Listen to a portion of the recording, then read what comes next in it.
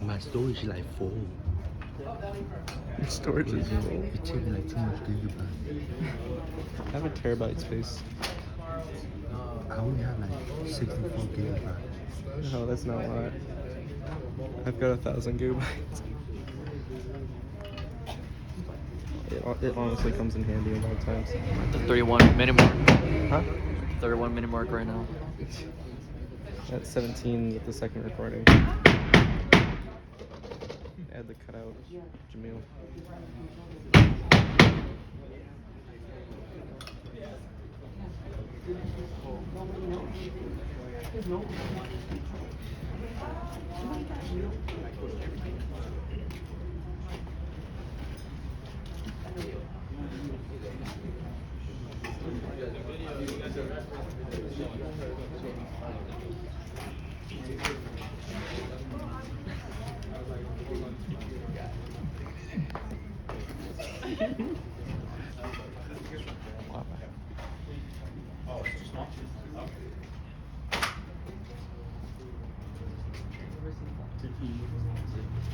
One of the things that will save a company money is using pieces of shingles or a tile or whatever roofing material you're working with would be to take pieces that would typically be waste and see if you can put those in there. So we do that a lot, and you'll see that when we do the shingles tomorrow. We'll actually assemble it and in what we call a book fashion. And we'll be cutting shingles, and then we'll be using the cut portions as we do this. So are there any questions about this portion of assembling a roof? Mm-mm. Y'all got it? Yep. All right. So what I'm gonna have Jose do, one of the things that you notice is Javier and Kevin, we're kind of cleaning and keeping materials together. Obviously a clean workspace or a job site is a safe one. So it's always important as you're working to take a moment, get the area clean so you don't step on a nail, you don't slip on any materials, anything like that. You don't flip a piece of metal up and say you were like me and you wear shorts on a job site, which is a no-no. Cut your leg, anything like that. So what we're going to do is we'll have Jose demonstrate, because probably one of the most difficult things to learn in roofing is how to cut metal properly.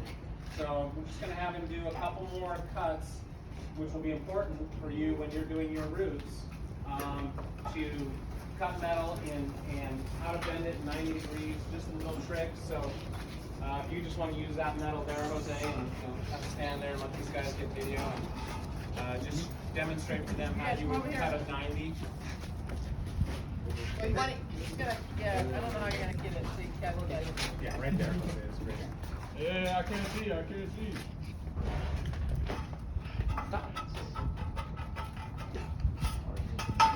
So you see he cut it to the edge there, and then he flips it around and he nips that piece of metal that kicks out at a 45, right? And he's able to bend that, so now you've got a 90-degree piece of metal out of a straight. Went from 180 to 90 with basically two cuts, right? Just nipping the 45 of the drip edge that kicks out, and then cutting the opposing piece so that he can bend it. Any questions on that? Okay. He can also, like he did when he bent the metal down, same thing. We've got basically, that's probably, maybe 60 degrees there, but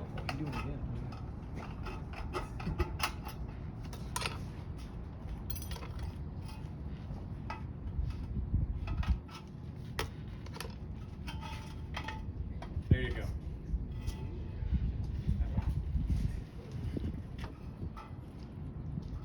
Any questions on cutting drip edge? Sure, we got everything. Have fun with it. Remember, measure twice, cut once. Cut once. Can you tell them more about yourself? But sure, How you guys? sure.